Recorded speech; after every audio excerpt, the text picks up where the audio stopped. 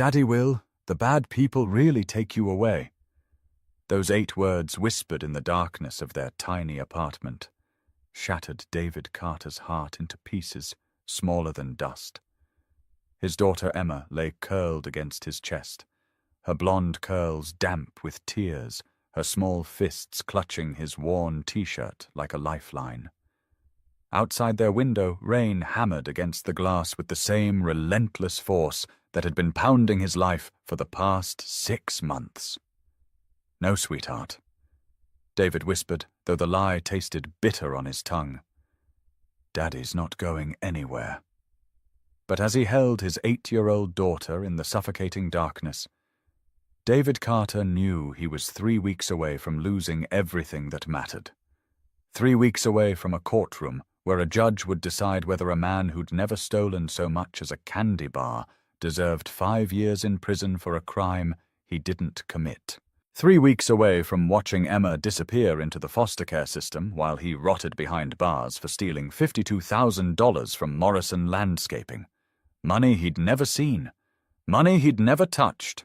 Money that had vanished while he was working 16-hour days just to keep food on their table. This is the story of how one choice on a stormy night would change 3 lives forever. How kindness in the darkest hour would become a beacon of hope. How sometimes the person who saves you is the last person you'd ever expect to meet. Before we continue, please tell us, where in the world are you tuning in from?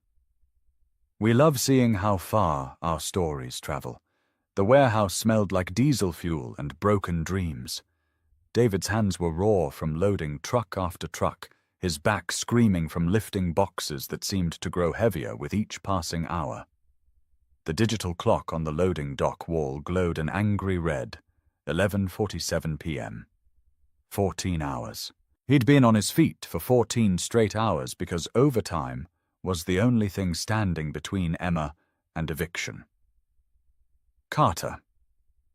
The voice of his supervisor, Bobby Martinez, cut through the rumble of conveyor belts. "You're cleared to go. Don't forget to clock out."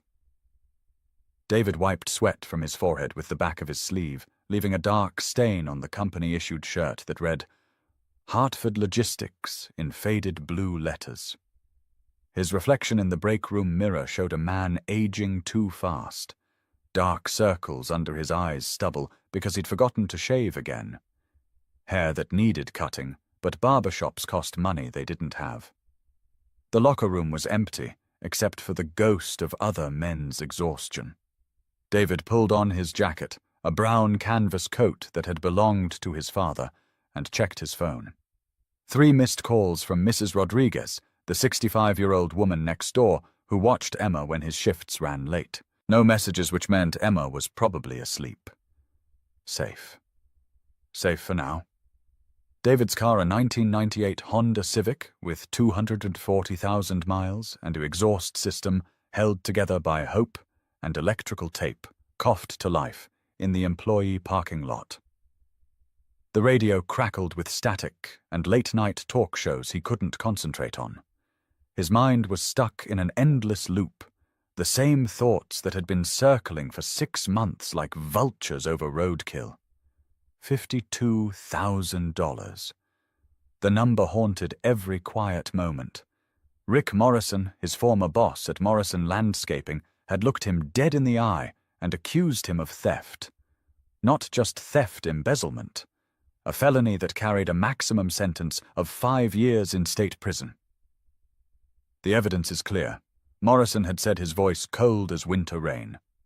The financial records show multiple transfers from the company account to a personal account registered under your social security number. The bank statements, the email authorizations, even your digital signature. It's all there, David. I trusted you and you stole from me. But David had never opened that account, had never seen those statements, had never signed those authorizations.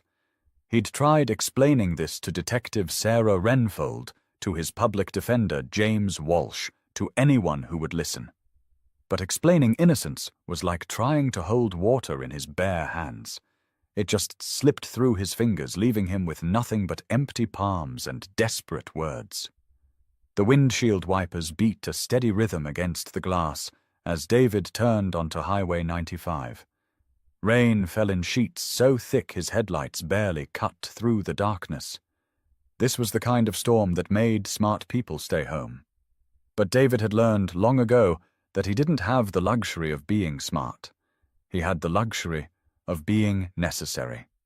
3 weeks. In 3 weeks he'd sit in Suffolk County Superior Court wearing a borrowed suit while 12 strangers decided his fate. James Walsh, his overworked public defender, had been honest about their chances. "The evidence looks bad," David Walsh had said, his kind eyes filled with the sympathy David had grown to hate. "I believe you're innocent, but proving it won't be easy. Morrison's lawyers are good. They've built a solid case, and the prosecution is confident. If we can't find something to discredit their evidence, you're looking at the maximum sentence. 5 years. 5 years of missing Emma's childhood. 5 years of not being there when she had nightmares, when she needed help with homework, when she took her first steps toward becoming the amazing woman David knew she'd become. 5 years of watching her grow up through prison glass during visiting hours that never lasted long enough. If she even got visiting hours. If the state decided she was better off with a foster family who wouldn't bring her to see her criminal father.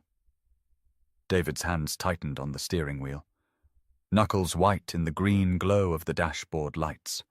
The fear was a living thing in his chest, feeding on every quiet moment, growing stronger every time he looked at Emma's trusting face and remembered that he might not be there to protect her much longer.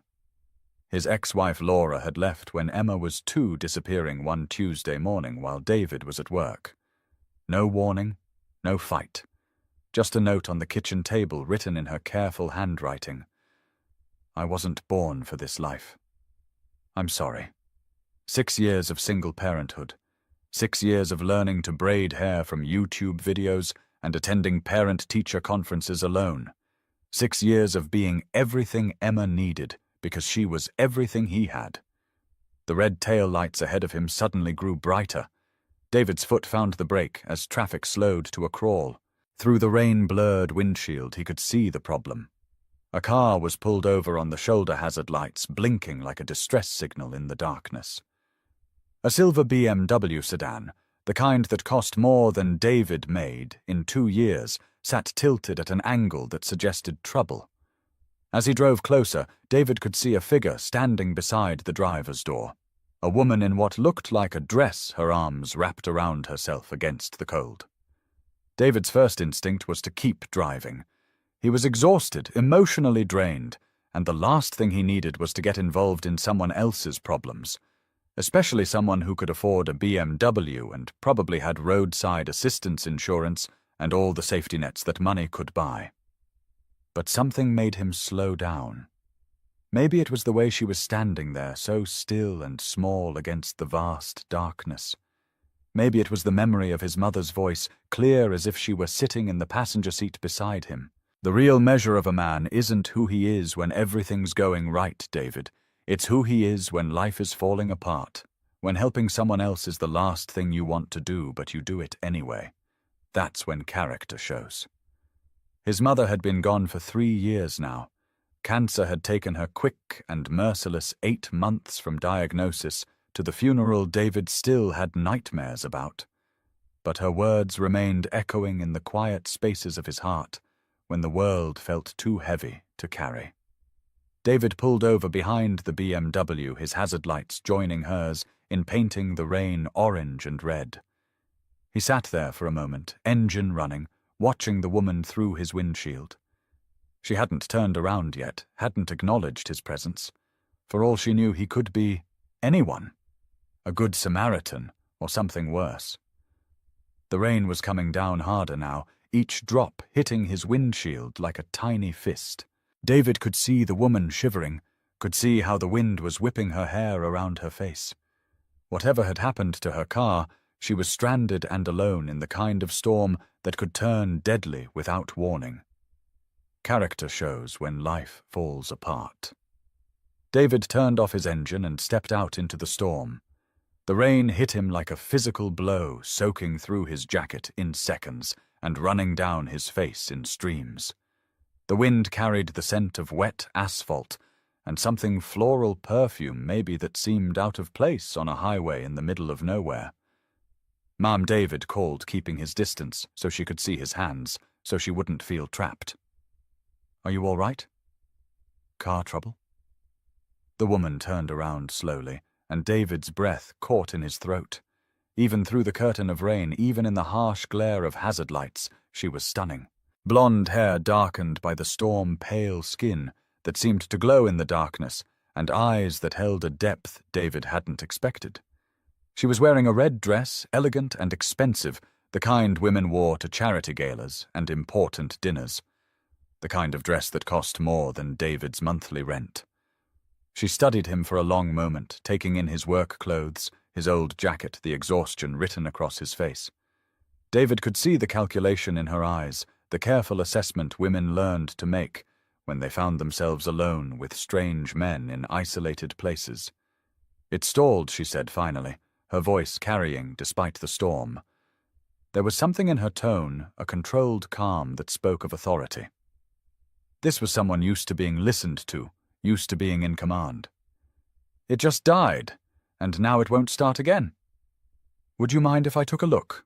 David asked, water dripping from his hair into his eyes. "I'm no professional, but I've kept enough old cars running to know a few tricks. Might be something simple." Another moment of hesitation. Then she nodded, stepping back to give him access to the hood. "I'd appreciate it. I'm Caroline, by the way." "David," he replied, already moving toward the front of the BMW. "Let's see what we're dealing with." Caroline popped the hood, and David leaned over the engine bay, rain hammering against his back as he squinted at the mechanical maze beneath. It was a beautiful car, well-maintained and expensive, but machines were machines whether they cost $20,000 or $60,000. They all broke down eventually. His fingers, stiff from cold and warehouse work, traced the wires and connections by feel more than sight. Years of keeping his own car alive had taught him the basics. Battery alternator fuel pump spark plugs. Most problems were simpler than people thought. Within minutes he found it. The positive battery terminal was loose, probably shaken free by a pothole, or just normal wear. The connection was corroded green buildup, preventing proper contact. An easy fix if you had the right tools. "Your positive terminal's loose," David called over the roar of rain and passing traffic. Probably got shaken loose by road vibration. "Do you have a toolkit?" "No," Caroline called back. "I don't think so." David jogged back to his Honda rain streaming down his face and grabbed his toolbox from the trunk. It was his father's toolbox, battered and scarred from decades of use, filled with tools that had built houses and fixed cars and put food on tables. The kind of tools that told stories about honest work and calloused hands. As he worked to tighten the connection and scrape away the corrosion, David found himself talking. Maybe it was the rhythm of familiar work, or maybe it was the strange intimacy of helping a stranger in the storm. But words came easier than they had in months. "This battery's getting close to dead," he said, his fingers working steadily, despite the cold. "You should probably replace it soon. There's a gas station about 2 miles up the highway. They sell them there, and most places will install it for free if you ask nice." He could feel Caroline watching him work, could sense her presence even through the rain and darkness. There was something about her that intrigued him. A combination of vulnerability and strength that reminded him of Emma when she was scared, but trying to be brave. The connection clicked into place with a satisfying snap. David straightened up, wiping rain from his eyes. "Try it now." Caroline slid behind the wheel and turned the key. The BMW's engine roared to life, immediately headlights cutting through the storm like beacons of hope. Relief washed over her face, visible even through the rain-streaked windshield. She rolled down the window, and David could see her clearly now. Beautiful, yes, but more than that. Intelligent eyes that missed nothing. a mouth that looked like it was used to making important decisions. This was someone who mattered in the world, someone whose absence would be noticed.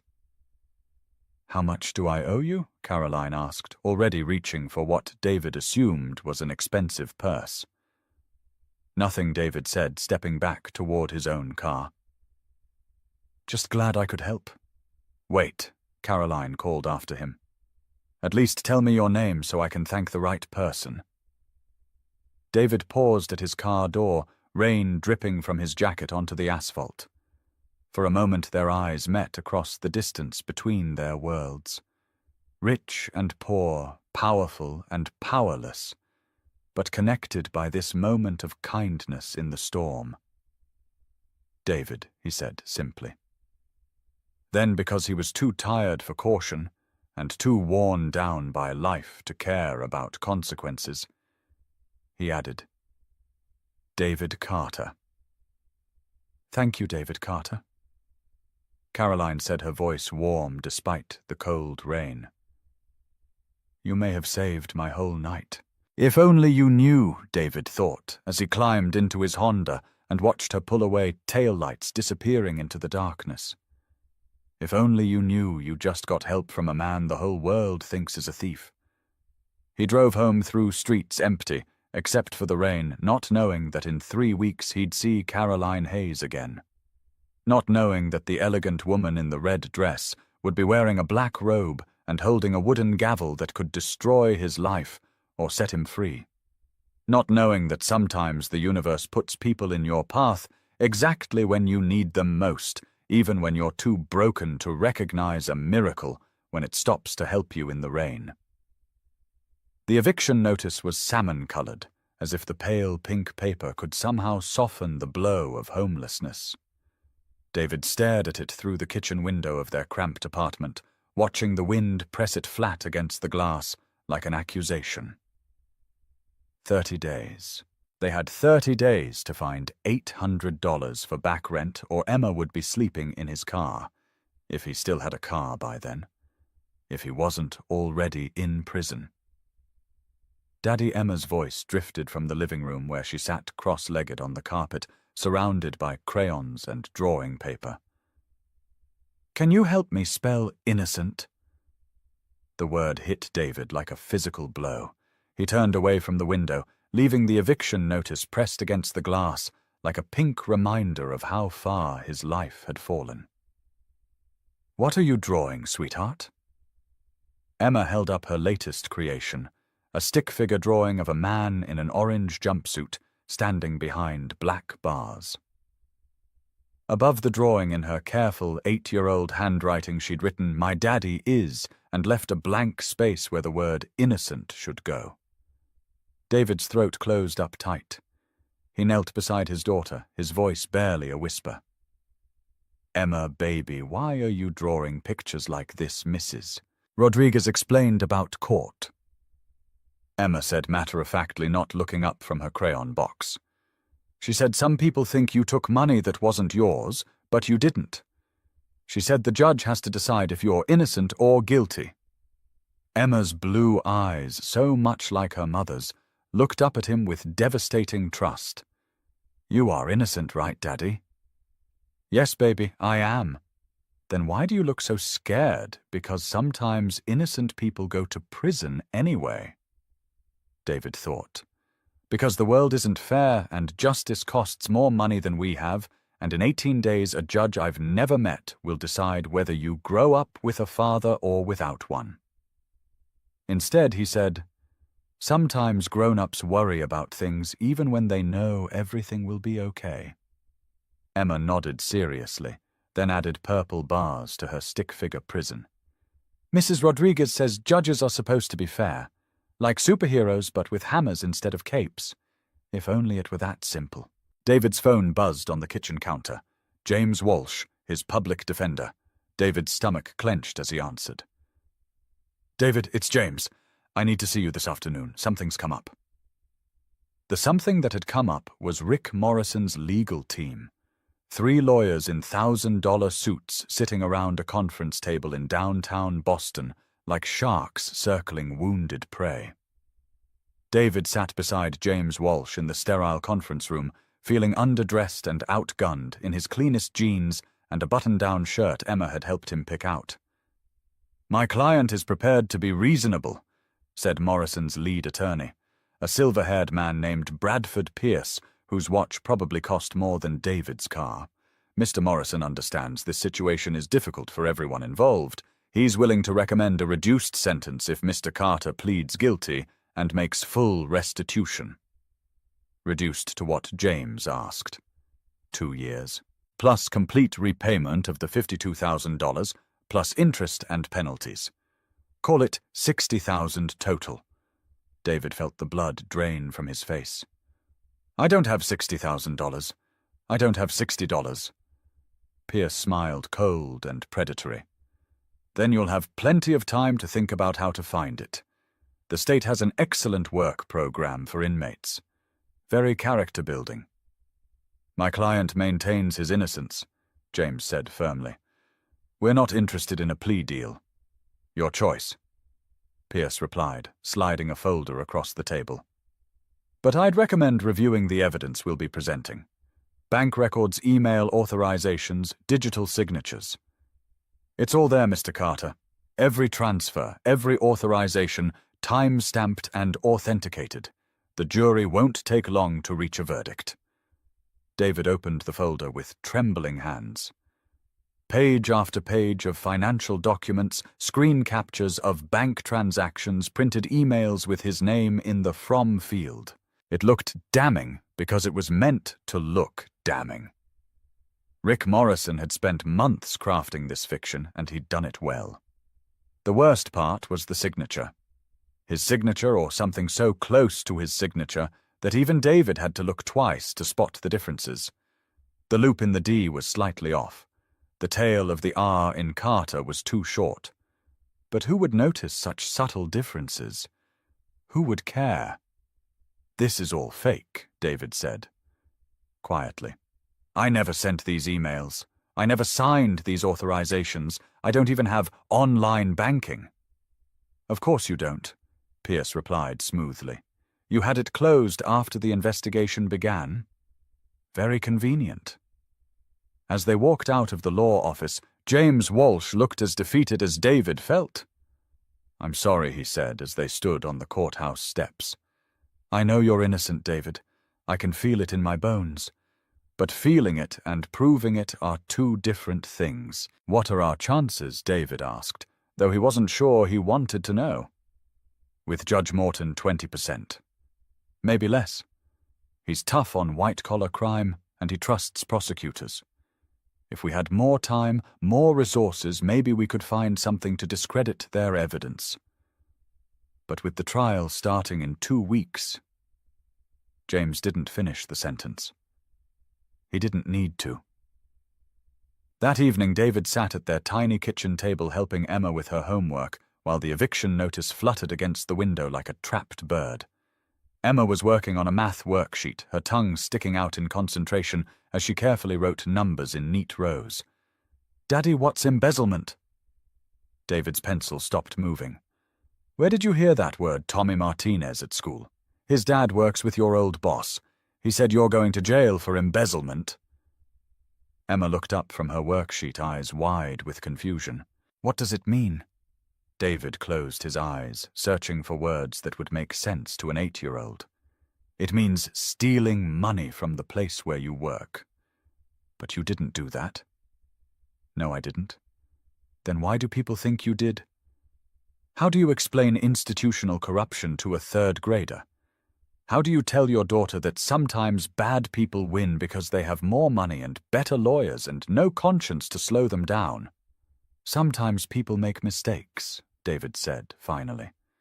"Sometimes they think someone did something wrong when they really didn't." Emma nodded solemnly, then returned to her math. But David could see the worry in her small shoulders, the way she hunched over her homework like she was trying to make herself invisible. His baby girl was learning to carry fear, and it was breaking his heart. Later that night, after Emma had fallen asleep, clutching the stuffed rabbit she'd had since she was 2, David stood at their living room window, watching the neighborhood settle into darkness. Porch lights flickered on like small beacons of hope. Normal families settling into normal routines behind windows glowing with warm yellow light. He thought about Caroline, the woman from the storm. She was probably home now in some expensive house, safe and warm, completely unaware that the man who'd fixed her car was about to lose everything that mattered. David wondered what she'd think if she knew. Would she still be grateful? Or would she assume, like everyone else, that where there's smoke, there's fire? The phone rang, jolting him from his thoughts. Mrs. Rodriguez's number. David. I'm sorry to call so late, but Emma's crying.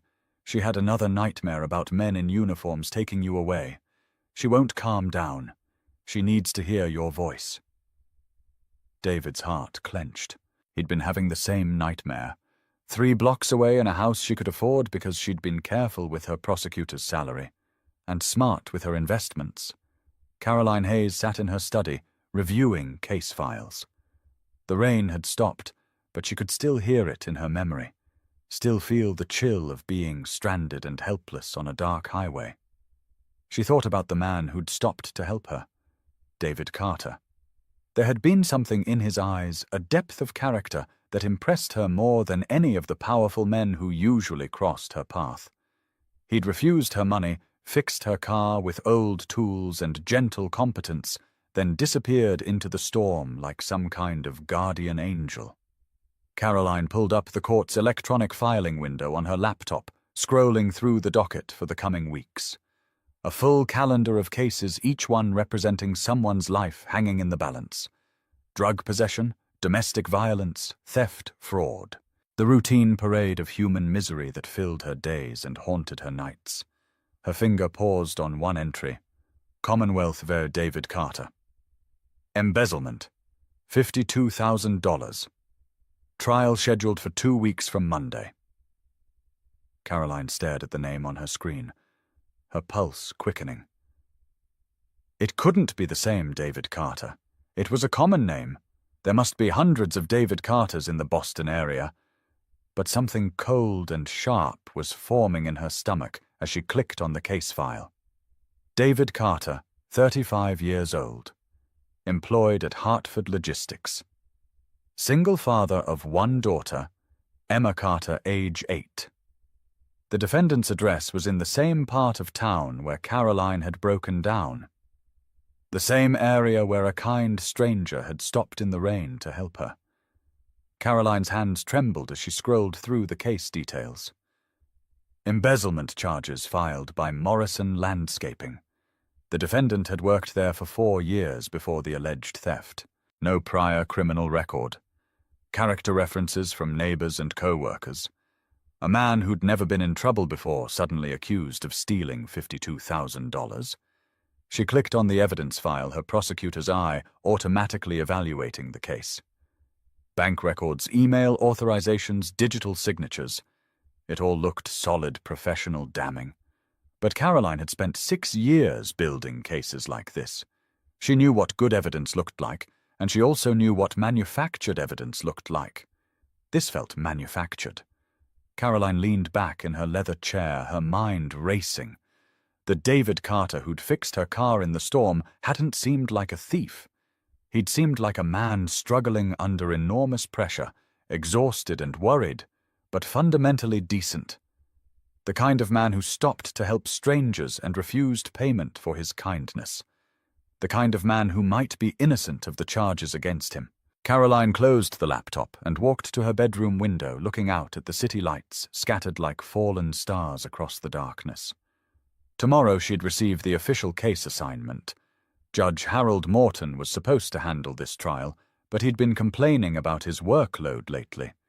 If he decided to pass it off to another judge, if the case ended up on her docket, Caroline would face an impossible choice. She knew David Carter outside the courtroom. She had a personal connection to him, however brief. Judicial ethics demanded she recuse herself immediately and let another judge handle the trial.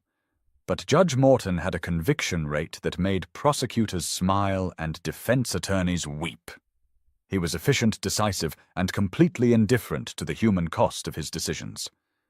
If David Carter was innocent, Morton would never notice. He'd see the evidence, trust the prosecution, and sentence a good man to 5 years in prison. Caroline pressed her forehead against the cool glass of her window, watching her breath fog the surface. Sometimes justice required making choices that bent the rules. Sometimes protecting the innocent meant risking everything you'd worked for. She thought about Emma Carter, the 8-year-old daughter who would lose her father if this case went wrong. She thought about David's gentle hands fixing her car in the rain, his refusal to take money. He clearly needed his tired eyes that held more integrity than most of the powerful men she dealt with every day. Sometimes the person who saved you was the one who needed saving in return. Caroline made her decision, though she wouldn't fully understand its consequences until she walked into that courtroom and saw the recognition dawn in David Carter's eyes. The Suffolk County Superior Court smelled like old wood and broken promises. David Carter sat in the defendant's chair wearing a suit James Walsh had borrowed from his brother-in-law, the sleeves too long and the shoulders too tight. His hands were folded on the polished table, but they wouldn't stop trembling. Behind him, the gallery was half full. Mrs. Rodriguez sat in the front row, her weathered hands clutching a rosary and Emma's latest drawing. Emma herself was at school, safely away from whatever happened here today. David had kissed her goodbye that morning, memorizing the feel of her small arms around his neck, just in case it was the last normal moment they'd ever share. "All rise," the bailiff announced, his voice echoing off the high ceiling. The Honorable Judge Caroline Hayes presiding. The courtroom rustled to its feet like a congregation at prayer. David stood on unsteady legs, his heart hammering against his ribs. This was it. The moment that would determine whether he tucked Emma into bed tonight or began counting down 5 years of prison meals and supervised visits. The judge entered through the side door, her black robe billowing with each step. She was composed, authoritative, moving with the quiet confidence of someone who held life and death in her hands. She took her seat behind the bench, opened her files, and looked up at the courtroom with professional detachment. David's world stopped.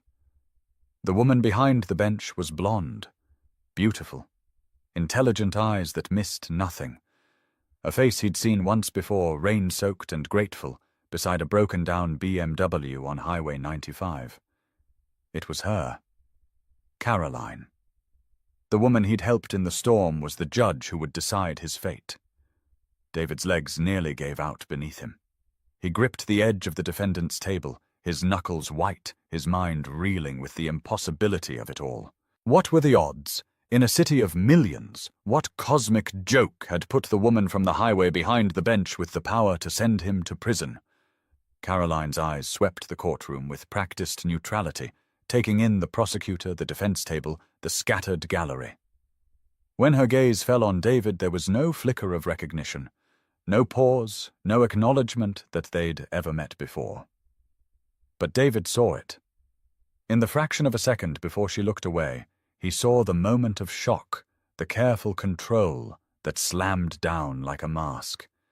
She knew exactly who he was.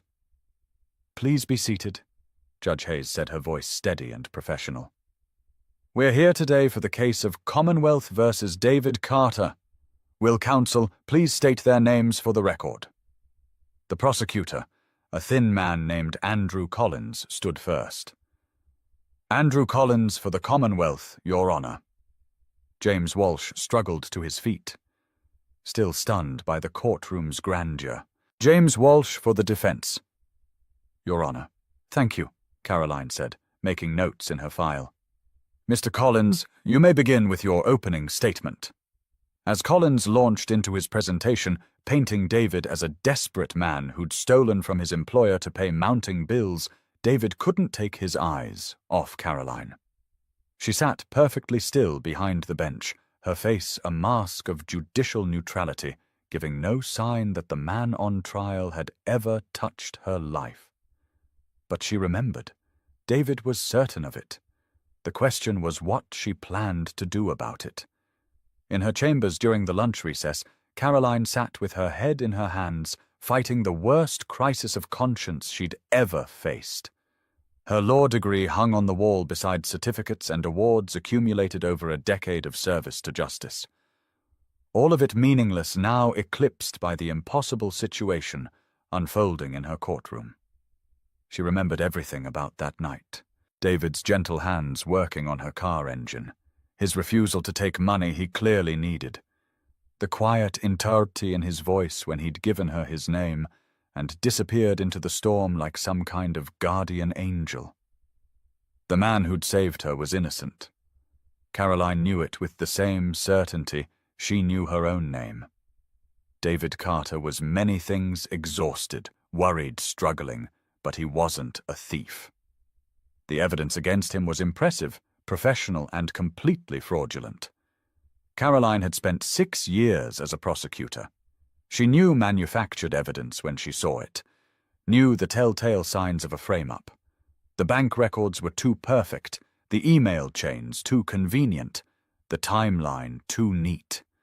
Someone had gone to enormous trouble to destroy David Carter's life.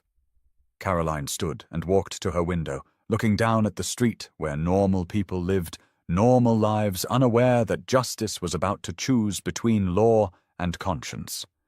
She had 2 options, both terrible. She could recuse herself from the case, admit her connection to David, and watch Judge Morton sentence an innocent man to 5 years in prison. Morton was efficient, decisive, and completely trusting of prosecutorial evidence. He'd never look beneath the surface, never question the convenient perfection of the case against David Carter. Or she could stay. Violate every ethical guideline she'd sworn to uphold. Risk her career, her reputation, her life's work. Use her position to protect an innocent man, knowing that discovery would mean the end of everything she'd built. Caroline thought about Emma Carter, the 8-year-old daughter who would lose her father if this trial went wrong. She thought about David's tired eyes, his gentle competence, his refusal to take payment for helping a stranger. She thought about the drawing Mrs. Rodriguez had clutched during opening statements. A stick figure in a judge's robe labeled the nice lady with the magic hammer. Sometimes justice required breaking the rules that protected it. Caroline made her choice. When court reconvened, she listened to Andrew Collins present his evidence with the careful attention of a judge evaluating testimony. But behind her professional mask, she was cataloguing every inconsistency, every convenient coincidence, every piece of evidence that felt too clean to be real. "Your Honor," Collins said, holding up a bank statement, "this clearly shows the defendant's account receiving multiple transfers from Morrison Landscaping's business account. The amounts match exactly with the company's reported losses." "Mr. Collins." Caroline interrupted. "This appears to be a photocopy of a bank statement." "Yes, Your Honor." "The original is Mr. Collins." Caroline's voice carried the quiet authority of someone accustomed to being obeyed. "This court does not accept photocopied financial evidence in felony cases. Where is the original document?" Collins shuffled his papers, clearly surprised by the question. "The original is with the bank, Your Honor. This photocopy is certified." "A certified photocopy is still a photocopy. Mr. Collins. Mr. Walsh, do you have any objections to the admission of this evidence?" "James." Walsh stood quickly, recognizing the gift he'd been given. "Strong objections, Your Honor. The defense requests that all financial evidence be authenticated through forensic examination of original documents." Caroline nodded gravely. "Granted.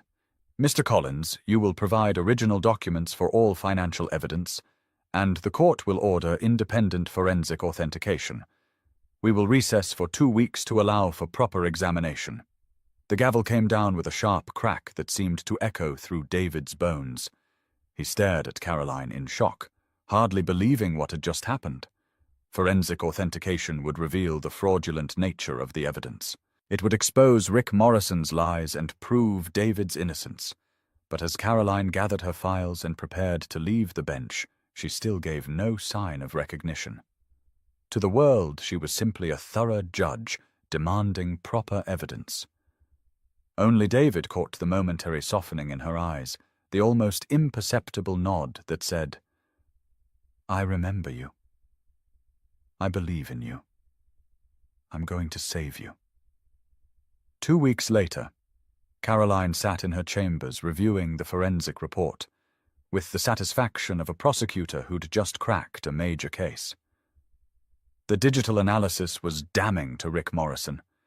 Every piece of evidence had been manufactured with sophisticated but detectable methods.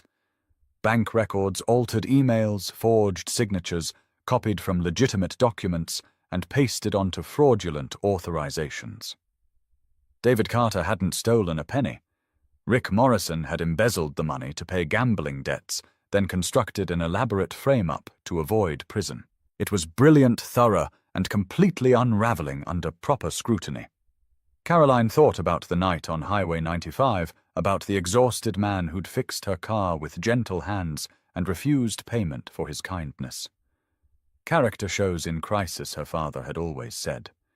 When life strips away all pretense, you see who someone really is. David Carter was a good man, a father fighting to protect his daughter, a stranger who helped people in storms. And Caroline Hayes was going to make sure he went home to Emma tonight. When court reconvened, the gallery was packed. Word had spread about the forensic examination, about evidence of fraud and forgery. Reporters filled the back rows, sensing a story. Mrs. Rodriguez sat in her usual spot, clutching Emma's latest drawing, a picture of a judge with angel wings and the words, "She saves daddies." Caroline entered the courtroom with the weight of justice on her shoulders and the forensic report in her hands. She saw David at the defense table, thinner than he'd been 2 weeks ago, his hands clasped so tightly the knuckles were white. Behind him, Mrs. Rodriguez whispered what sounded like prayers in Spanish. After careful review of the forensic analysis, Caroline began her voice carrying to every corner of the packed courtroom. The court finds that the prosecution's entire case is built on fraudulent evidence. Digital examination reveals that bank records have been altered, email communications have been forged, and signature authorizations have been fabricated. The courtroom erupted in whispers, gasps, the scratch of reporters' pens.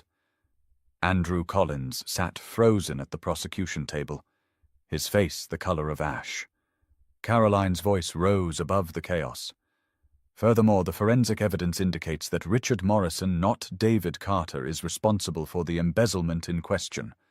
Mr. Carter, all charges against you are dismissed with prejudice. David's hands flew to his face as sobs racked his body. Mrs. Rodriguez cried out in joy, her rosary beads clicking as she clutched them to her heart. James Walsh sat stunned, hardly believing that justice had actually won for once. Furthermore, Caroline continued her voice, cutting through the celebration. "I am ordering the immediate arrest of Richard Morrison on charges of embezzlement, fraud, and perjury. Court is adjourned." The gavel fell for the final time, and David Carter was free. As the courtroom emptied and reporters rushed to file their stories, Caroline remained on the bench, organizing her files with professional efficiency. David stood at the defense table, still shaking from the enormity of what had just happened. Their eyes met across the distance between the bench and the floor. For just a moment, the mask of judicial neutrality slipped, and Caroline Hayes smiled. Not the practiced smile of a public official, but the genuine warmth of a woman who'd kept a promise made in the rain. David nodded once, a gesture of gratitude so profound it needed no words. Then Caroline gathered her files and disappeared into her chambers, leaving David to walk out of that courtroom, a free man ready to go home to his daughter and begin rebuilding the life that had almost been stolen from him. But their story wasn't over. In 2 weeks, he'd see her again, not as a judge in black robes, but as Caroline, the woman who'd risked everything to save a stranger who'd once helped her in a storm.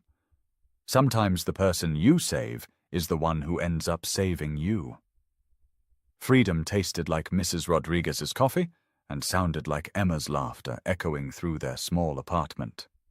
David sat at their kitchen table watching his daughter color a new picture while morning sunlight streamed through windows that no longer felt like prison bars.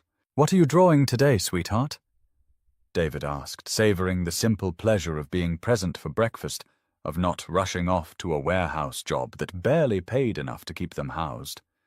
Emma held up her latest creation, a stick figure family standing in front of a house with smoke curling from the chimney. "This is us when you get a new job," she announced. "And this is our new house. It has a big yard and a dog named Justice." "Justice?" David laughed, the sound still feeling foreign after months of fear. "Where did that name come from? Mrs. Rodriguez says Justice saved you from the bad people. So if we get a dog, we should name him Justice. Then he can protect us from more bad people." David's throat tightened. Even at 8 years old, Emma understood that their safety was fragile, that bad people existed in the world, and sometimes they won. The trial had aged her in ways no child should have to experience. "We're safe now, baby," David said, reaching across the table to squeeze her small hand. "The bad people can't hurt us anymore." Are you sure Emma's blue eyes held too much knowledge for her age? What if there are more bad people we don't know about yet? Before David could answer, someone knocked on their apartment door. Emma's body went rigid, her coloring forgotten. The knock came again, authoritative and demanding. "David Carter. This is Detective Sarah Kenfield, Boston PD. I need to speak with you." Emma grabbed David's arm, her fingers digging into his sleeve. "Daddy, are they taking you back?" "No, sweetheart. Remember what Judge Hayes said. All the charges are gone forever. They can't take Daddy anywhere." But as David opened the door to find Detective Kenfield standing in the hallway with another officer, he felt the familiar clench of fear in his stomach. Bad news had been arriving at his door for so long that any unexpected visitor set off alarm bells. "Cinder," Carter Detective Kenfield said, her badge visible in her jacket pocket. "I'm investigating the charges against Richard Morrison. I'd like to ask you some questions about your time at Morrison Landscaping." Relief flooded through David's chest. They weren't here for him. They were here about Rick. Of course, David said, stepping aside to let them enter. "Emma, why don't you go finish your picture in your room?" Emma gathered her crayons protectively, clearly reluctant to leave her father alone with police officers. "It's okay, baby," David assured her. "These are the good police. They're here to help." As Emma reluctantly retreated to her bedroom, Detective Kenfield and her partner, Officer James Morrison. No relation to Rick, he assured them, quickly settled into David's small living room. "We've arrested Richard Morrison." Detective Kenfield began pulling out a recording device. "The forensic evidence from your trial gave us enough for search warrants. What we found in his office was extensive." She opened a folder filled with documents, photographs, and printed emails. Mr. Morrison had been embezzling from his company for almost 3 years. The $52,000 he accused you of stealing was just the most recent theft. We found evidence of gambling debts, offshore accounts, and a very sophisticated plan to frame you for his crimes. David stared at the documents, seeing his name forged on authorization forms he'd never signed, bank statements for accounts he'd never opened. The scope of Rick's deception was staggering. "How did he do it?" David asked. "Your employment file contained copies of your signature from job applications, tax forms, insurance documents," Officer Morrison explained. "He practiced duplicating your signature for months.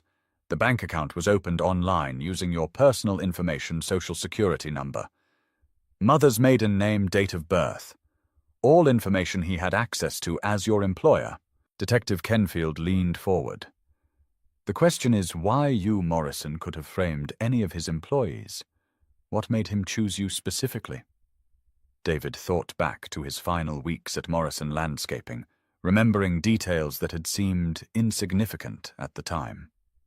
I caught him in the office late one night about a month before I was fired. He said he was catching up on paperwork, but he seemed nervous, kept closing windows on his computer screen when I got close. What else? He started asking personal questions. About my finances, whether Emma's medical bills were expensive, if I was struggling with money. I thought he was being sympathetic, maybe considering me for a raise. David's jaw clenched. He was building a motive, making it believable that I'd steal from him. Detective Kenfield made notes, her expression grim. We're going to need you to testify when Morrison goes to trial. Your story helps establish the pattern of manipulation. What happens to him? He's looking at 8 to 12 years. Embezzlement, fraud, perjury, obstruction of justice. The gambling debts alone were over $200,000. She closed the folder. Mr. Carter, I have to ask, do you have any connection to Judge Caroline Hayes outside of your trial? David's blood turned to ice. What do you mean Judge Hayes took some unusual steps during your trial? Demanding original documents, ordering forensic examination of evidence that most judges would have accepted. It was thorough, more thorough than typical. David's mind raced. How much did they know? How much could they prove? Judge Hayes seemed very concerned with making sure the evidence was authentic. I assumed that's how good judges operate. Detective Kenfield studied his face for a long moment. I suppose it is. Judge Hayes has an excellent reputation. Very ethical, very by the book. The kind of judge who wouldn't let an innocent man go to prison just because the prosecution presented a convincing case. No, David agreed carefully. She wouldn't. After the detectives left, David found Emma in her room, sitting on her bed, with her back pressed against the wall. She'd drawn a new picture while he was talking to the police. A dark, angry scribble in black crayon with the word "scared" written across the top. It's okay, sweetheart, David said, sitting beside her on the small bed. Remember? Those were the good police. They're arresting the man who told lies about Daddy. What if the bad man escapes? He won't. He's going to jail for a long time. Emma was quiet for a moment, thinking with the seriousness she'd developed since the trial began. Daddy, why did the mean man want to hurt you? How do you explain evil to an 8-year-old? How do you tell your daughter that some people destroy innocent lives just to save themselves? Sometimes people make very bad choices when they're scared, David said finally. The mean man stole money and knew he'd get in trouble, so he tried to blame Daddy instead. But Judge Hayes stopped him. Yes, she did. Emma smiled for the first time since the police had knocked on their door. I knew the magic hammer would work. That afternoon, David walked to Miller's Hardware 3 blocks from their apartment. Help Wanted sign still hung in the window, and David needed work that would let him start rebuilding their lives. The manager, Tom Miller, was a gruff man in his 60s who'd heard about the trial. You're the Carter fellow, right? The one who got railroaded by Morrison? Yes, sir. Miller studied him for a long moment. My nephew worked for Morrison 2 years ago. Good kid, but Morrison fired him right before Christmas. Said he was stealing tools. Miller shook his head. Kid never stole so much as a candy bar in his life. Makes sense now, knowing what Morrison was really up to.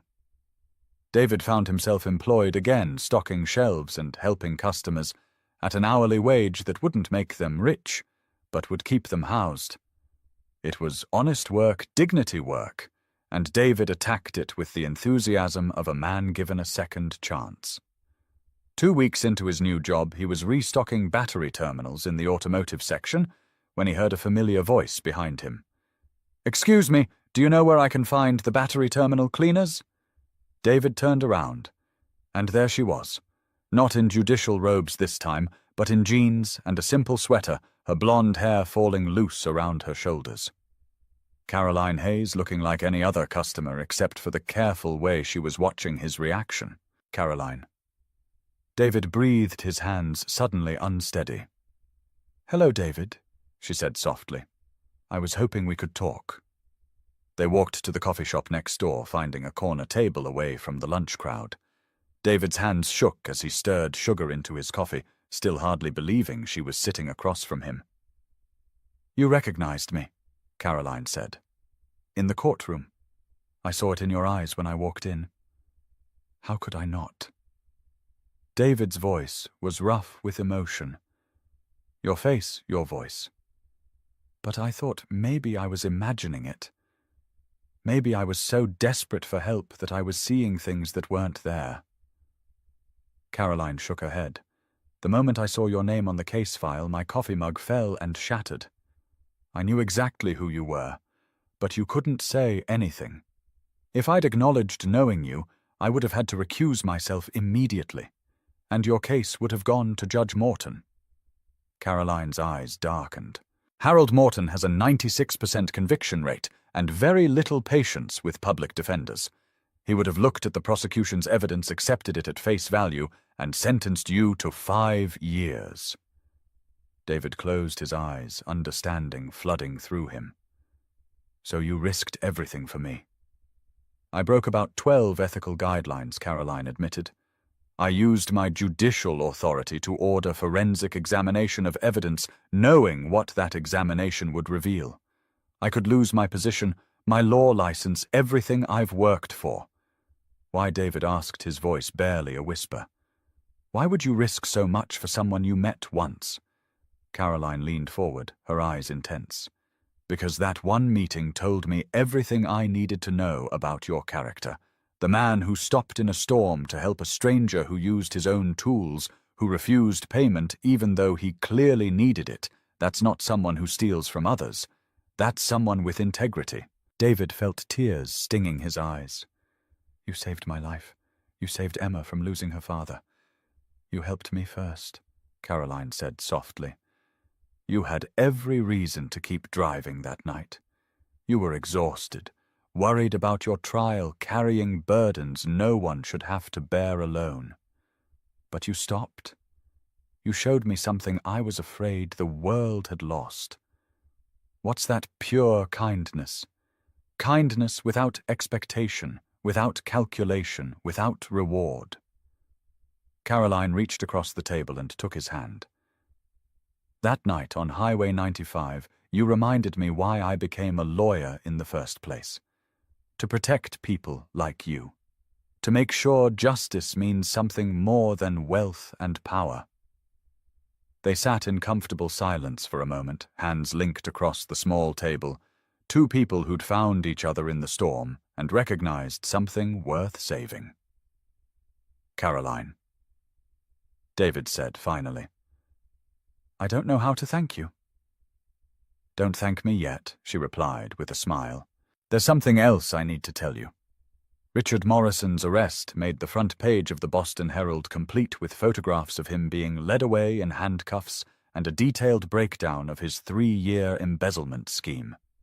David read the article while Emma ate breakfast. Her latest drawing spread beside her cereal bowl, a stick figure in handcuffs labeled "Bad Man in Jail Forever." "Is he really going to jail forever?" Emma asked, looking up from her artistic masterpiece. "A very long time," David confirmed. "Long enough for you to grow up and forget all about him." The article painted a picture of deliberate theft and sophisticated fraud. Rick Morrison had stolen nearly $300,000 over 3 years, funding a gambling addiction that had spiraled completely out of control. The frame-up of David Carter had been his last desperate attempt to avoid prison, a plan that might have worked if not for Judge Caroline Hayes' insistence on proper evidence authentication. David's phone rang, interrupting his reading. James Walsh, his former public defender, sounded exhausted but triumphant. "David, I wanted you to hear this from me first. Morrison just pled guilty to all charges. 12 years minimum full restitution to all victims. His lawyer advised him that fighting it would only make things worse. 12 years, David repeated, feeling a weight lift from his shoulders that he hadn't realized he was still carrying. There's more. The state is offering you a settlement for wrongful prosecution. Not huge, but enough to help you get back on your feet. They want to avoid a civil lawsuit. After hanging up, David sat at their kitchen table watching Emma color while sunlight streamed through windows that finally felt like home again. 12 years. Rick Morrison would be in prison until Emma was 20 years old. Justice delayed, but not denied. The settlement money would help, but more important was the vindication. Official acknowledgement that David Carter was innocent, that he'd been the victim of an elaborate crime rather than the perpetrator of one. His name was cleared, his record expunged, his reputation restored. But the best part was simpler than money or legal victories. The best part was this moment sitting at their table, watching his daughter draw pictures of happy families while morning coffee grew cold in his mug. The ordinary miracle of being present for breakfast. That afternoon, Caroline sat in her judicial chambers, reviewing the Morrison case file, with the satisfaction of someone who'd seen justice properly served. The forensic evidence had been overwhelming the guilty plea inevitable. Richard Morrison would spend the next dozen years contemplating the cost of his greed. But Caroline's satisfaction was tempered by concern. The investigation into Morrison's crimes had been thorough, and investigators always looked for patterns, connections, anomalies. They'd questioned her decisions during David's trial, her insistence on authenticating evidence that most judges would have accepted. So far, her explanations had held. She was known as a meticulous judge, someone who demanded proper procedure and authentic evidence. Her reputation for ethical behavior was unquestioned. But Caroline knew she was walking a tightrope, balancing on the edge of professional ruin. A knock on her chamber door interrupted her thoughts. "Come in." Detective Kenfield entered, carrying a thick folder. "Judge Hayes, I wanted to update you on the Morrison investigation. We've wrapped up the evidence collection, and I thought you'd like to know the final scope of his crimes." Caroline gestured to the chair across from her desk, her expression carefully neutral. "Of course, Detective. What did you find? 3 years of deliberate embezzlement. Almost $300,000 stolen through falsified invoices, ghost employees, and direct transfers. The Carter frame-up was just the tip of the iceberg." Detective Kenfield opened her folder. "We also found evidence that Morrison was planning to flee the country. He had forged passports, offshore accounts in the Cayman Islands, and airline tickets to Brazil. Planning to disappear and leave Mr. Carter in prison for his crimes?" "Exactly. Your insistence on forensic authentication saved an innocent man and exposed a much larger criminal enterprise." Detective Kenfield studied Caroline's face. "I have to say, Judge Hayes, your handling of the Carter case was exemplary. Some judges might have accepted the prosecution's evidence at face value, especially given how professional it looked." Caroline kept her expression perfectly neutral. "Proper evidence authentication is standard procedure in felony cases, Detective. Any judge should have demanded original documents. Of course, still Mr. Carter was lucky to get such a thorough judge." After Detective Kenfield left, Caroline sat alone in her chambers, her hands trembling slightly as she reviewed the case files. She'd crossed a line no judge should cross, used her position to protect someone she knew personally, but she'd also exposed a major criminal conspiracy and prevented the wrongful conviction of an innocent man. Sometimes justice required breaking the rules that were supposed to protect it. Caroline's phone buzzed with a text message from David. "Emma wants to know if you'd like to come to dinner Sunday. She's making her famous mac and cheese." Caroline smiled, her first genuine smile in days. She typed back, "I'd be honored." "What time?" David's response came quickly. 6 p.m. Fair warning, Emma's already planning the menu and practicing her hostess skills. "You may be subjected to extensive questioning about your favorite colors and whether you prefer puppies or kittens." Caroline laughed out loud, the sound echoing off the formal walls of her judicial chambers. For months, she'd carried the weight of David's case like a stone in her chest. Now, finally, she could breathe again. Sunday dinner at David's apartment was a revelation in controlled chaos. Emma had indeed planned extensively, creating hand-drawn place cards and a construction paper centerpiece that looked suspiciously like a judge's gavel.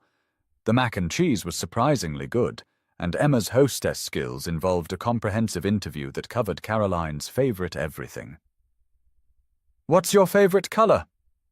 Emma asked, serving Caroline mac and cheese with the seriousness of a professional caterer. "Blue," Caroline answered. "Like the ocean." "Good choice. Mine's yellow because it's happy. What's your favorite animal?" "I like horses." Emma paused, considering this. "Horses are okay, but what about dogs? Do you like dogs?" Caroline glanced at David, who was trying not to laugh. "I like dogs very much." "Perfect. Because we're getting a dog named Justice, and he needs to like you too." After dinner, while Emma showed Caroline her extensive art collection, David cleaned dishes in the tiny kitchen.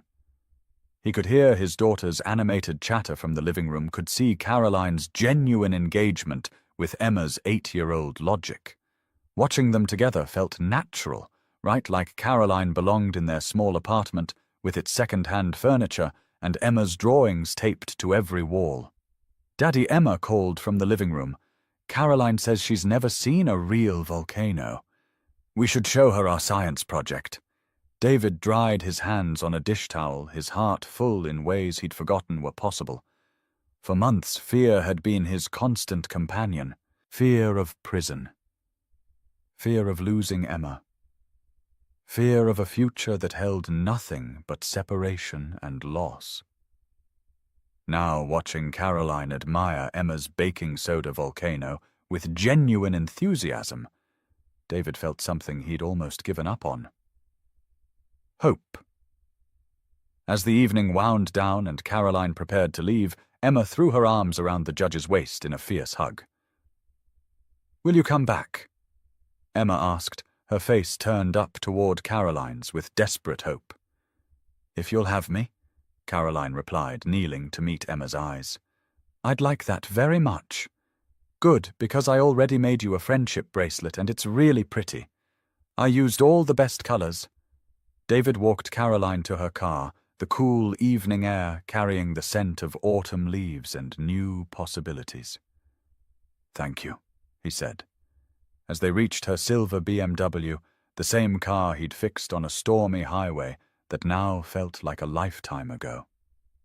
For tonight, for everything. Emma hasn't been this happy in months. "Neither have I," Caroline admitted. "David, can I ask you something?" "Anything." "That night on Highway 95, why didn't you ask my name?" David considered the question, thinking back to that stormy encounter. "I guess because it didn't matter. You needed help, I could help, and that was enough. Who you were, what you did, whether I'd ever see you again. None of that changed the fact that you were stranded, and I had jumper cables." Caroline smiled a smile that transformed her entire face. "That's exactly why I knew you were innocent." They stood beside her car for a moment, the distance between them charged with possibility and hope. Finally, Caroline reached up and kissed him a soft kiss that tasted like second chances and answered prayers. "I'll see you soon," she said, climbing into her car. David watched her taillights disappear down the street, his heart lighter than it had been in years. Behind him, Emma's face was pressed against their apartment window, grinning and giving him a thumbs up. Sometimes the stranger you help in a storm becomes the light that guides you home.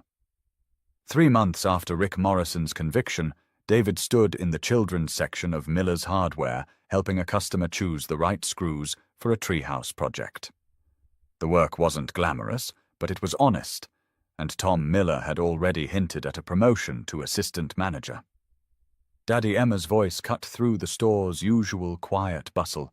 She bounded through the front door like a small tornado, her backpack bouncing wildly behind her. "Guess what happened at school today?"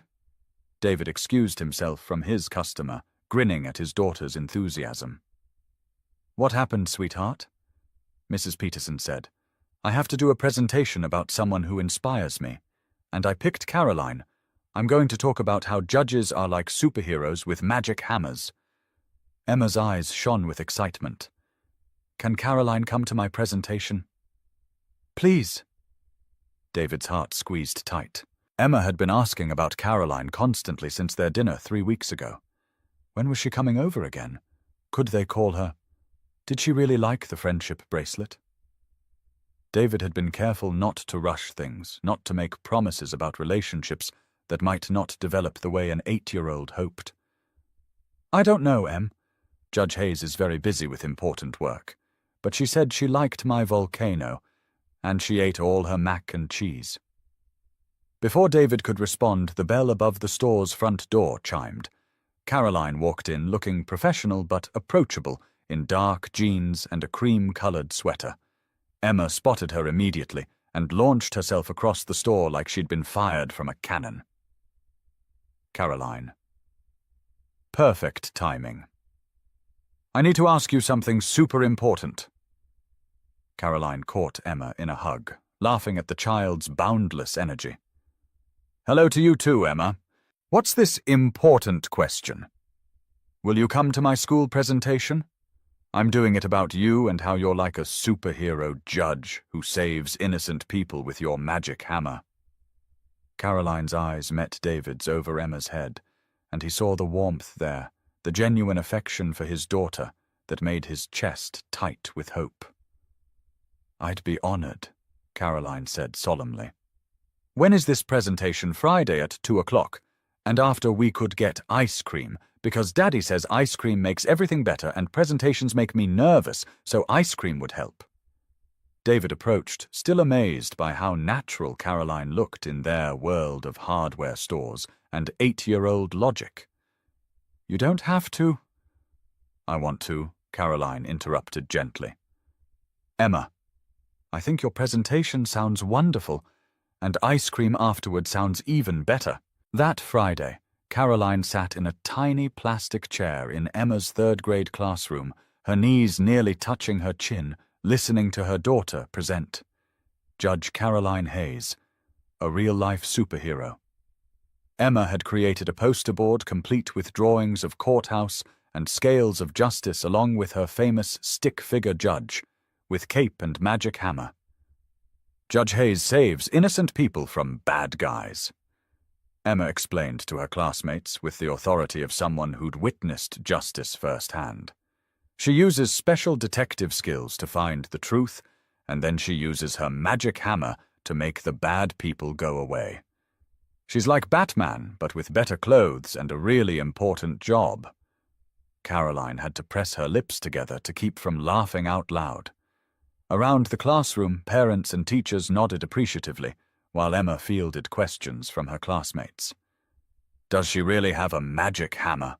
asked Tommy Martinez, whose father had worked with Rick Morrison. "It's called a gavel," Emma explained patiently. "And yes, it's totally magic. One day my daddy was in trouble because a mean man told lies about him, but Judge Hayes used her detective powers to find out the truth, and then she used her magic gavel to make everything fair. Now my daddy is safe, and the mean man is in jail where he belongs." After the presentation, they went to Scoops and Smiles, the ice cream parlor 3 blocks from Emma's school. Caroline ordered mint chocolate chip.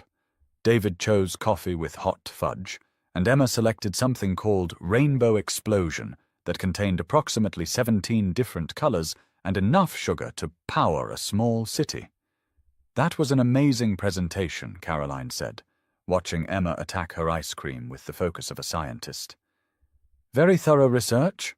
Emma beamed, rainbow ice cream smeared around her mouth.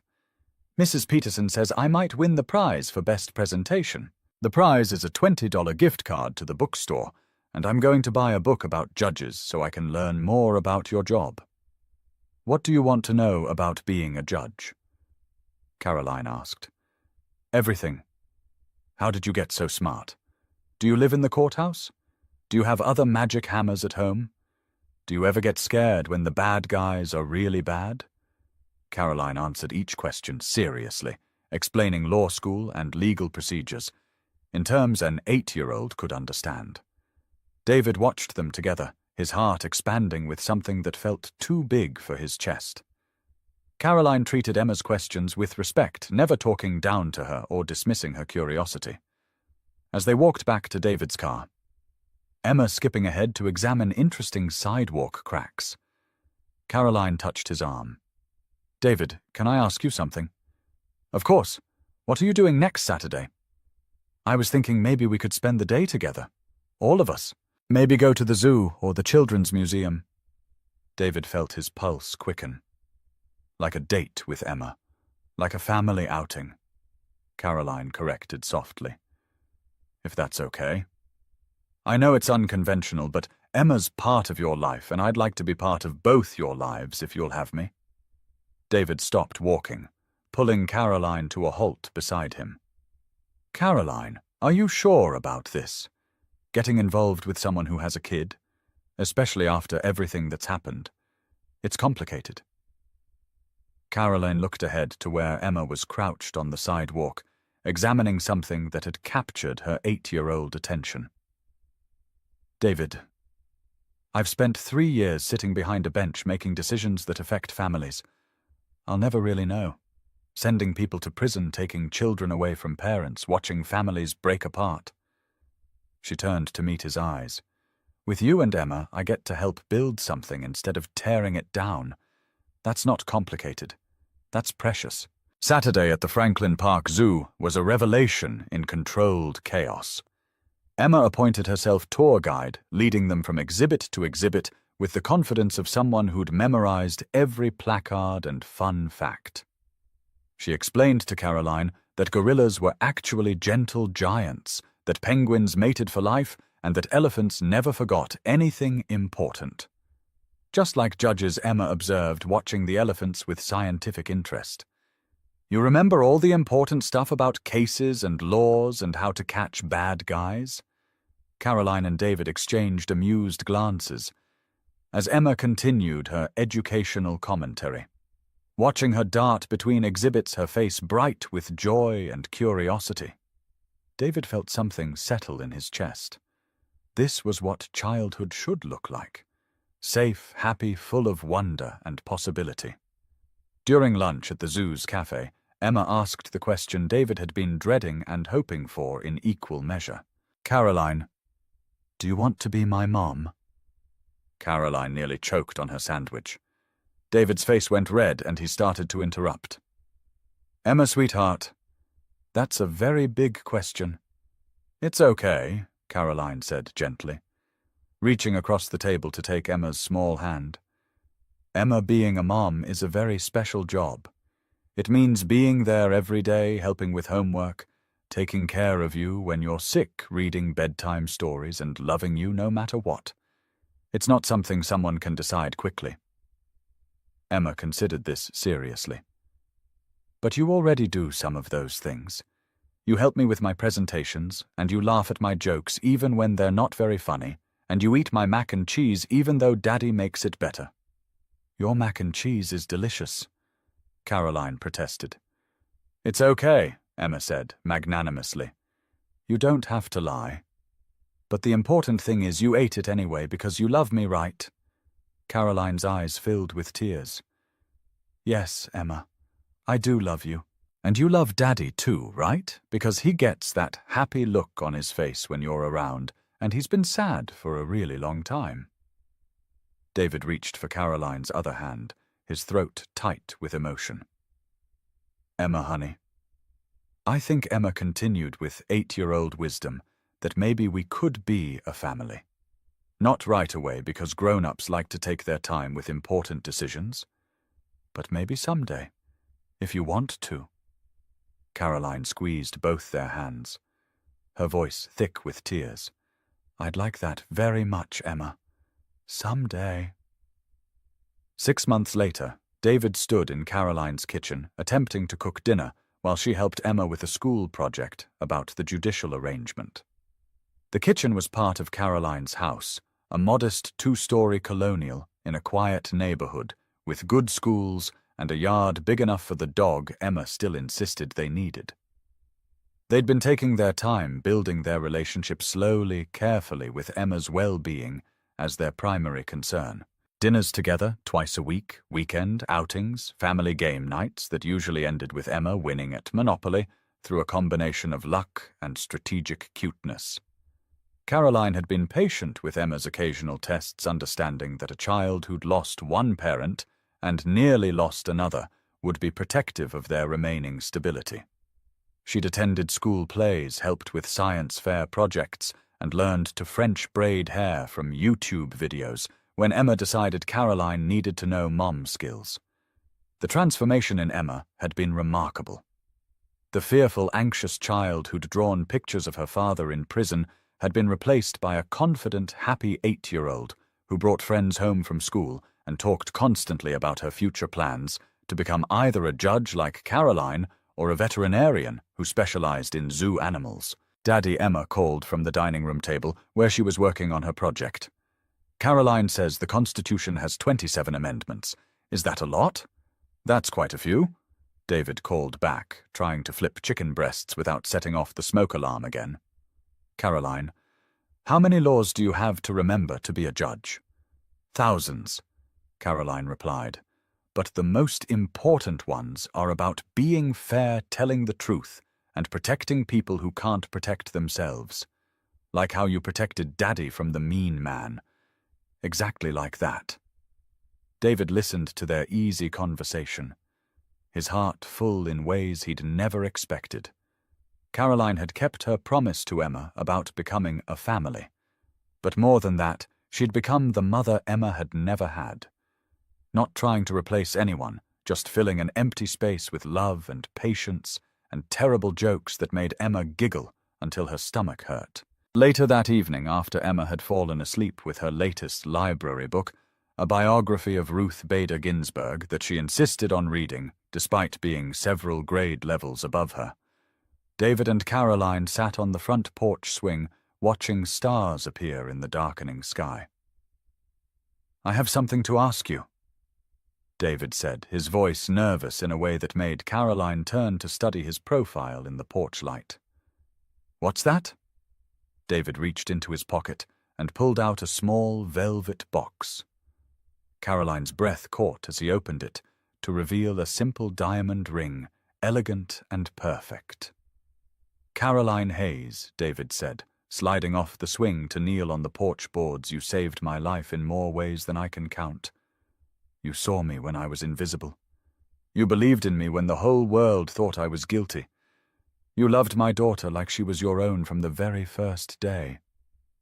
Tears streamed down Caroline's face as she listened to words she'd dreamed of hearing.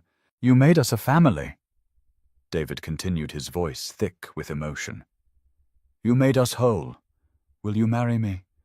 Will you let us be yours forever?" "Yes," Caroline whispered, then louder, laughing through her tears.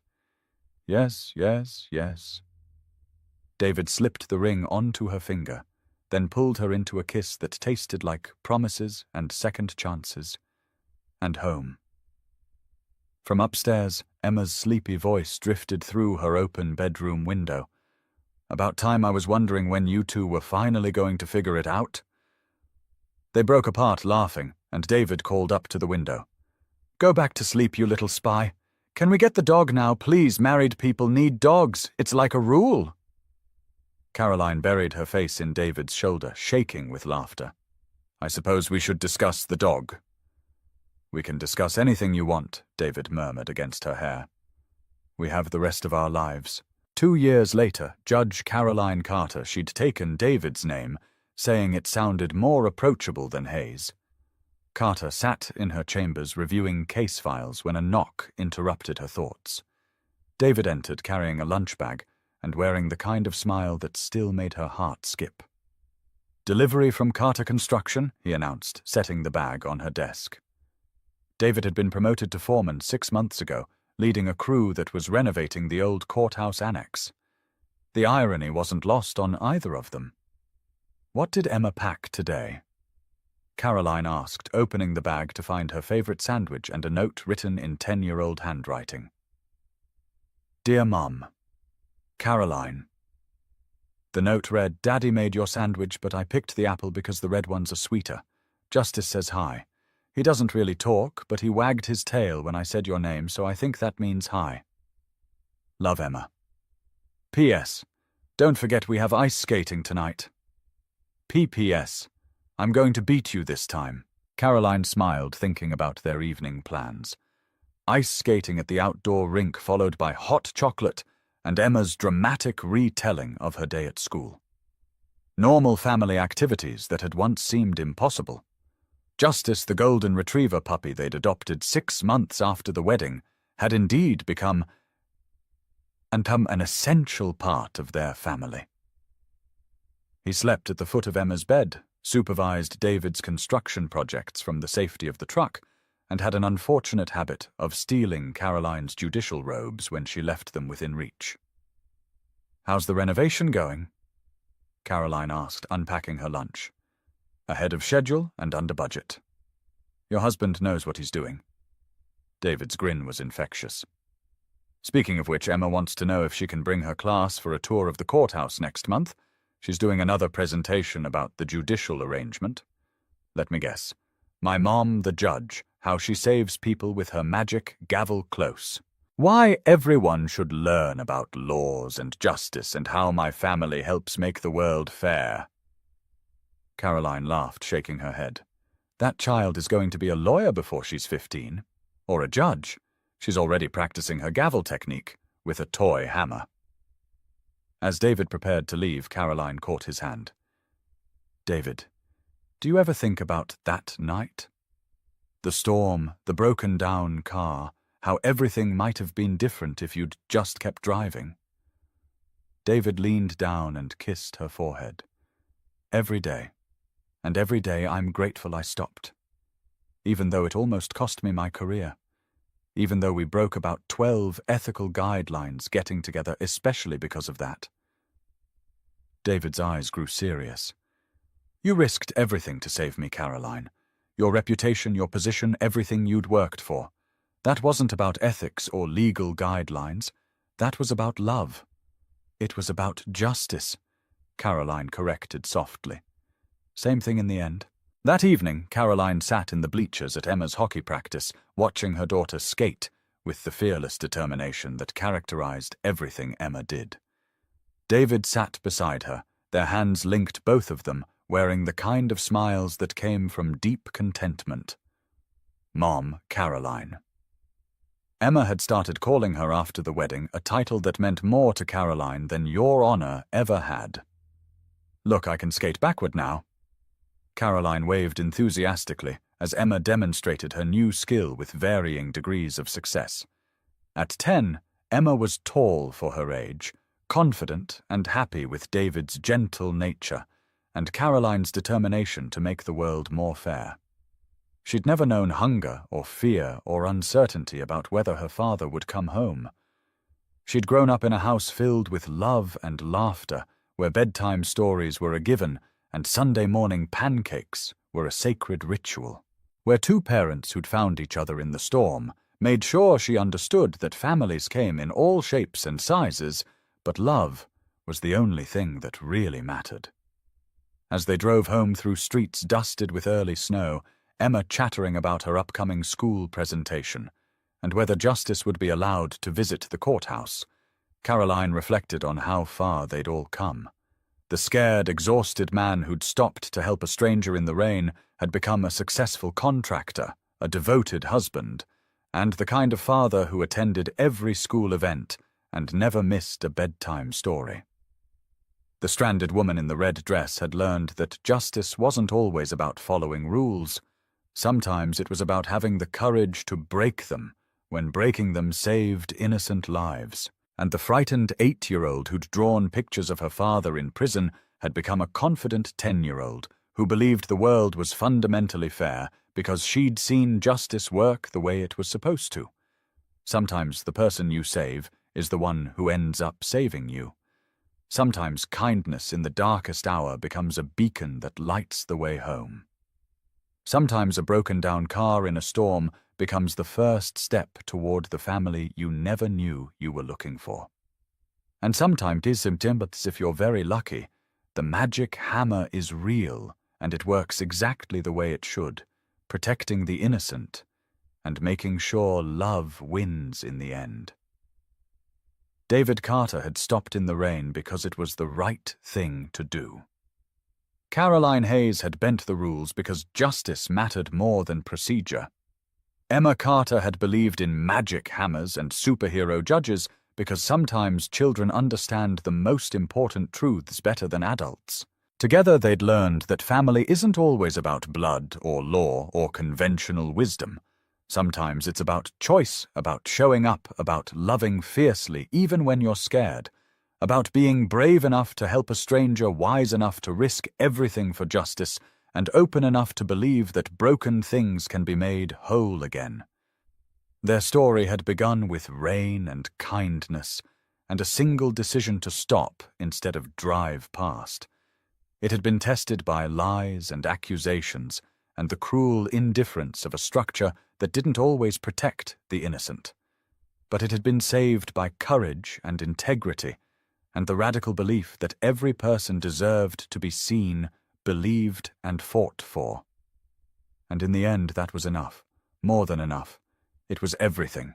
If this story reminds you that kindness always finds its way back to you, that justice is worth fighting for, and that the best families are built on choice and love rather than chance and biology, please don't keep it to yourself. Share it with someone who needs to remember that storms pass, that help comes from unexpected places, and that sometimes the worst night of your life becomes the first chapter of your greatest happiness. We all have the power to stop in the rain. We all carry a magic hammer. The only question is whether we're brave enough to use it. If this story touched your heart, please hit that like button and let us know in the comments what acts of kindness have changed your life. Share this story with someone who needs hope today, and don't forget to subscribe to our channel for more stories that remind you the best in humanity is always worth believing in.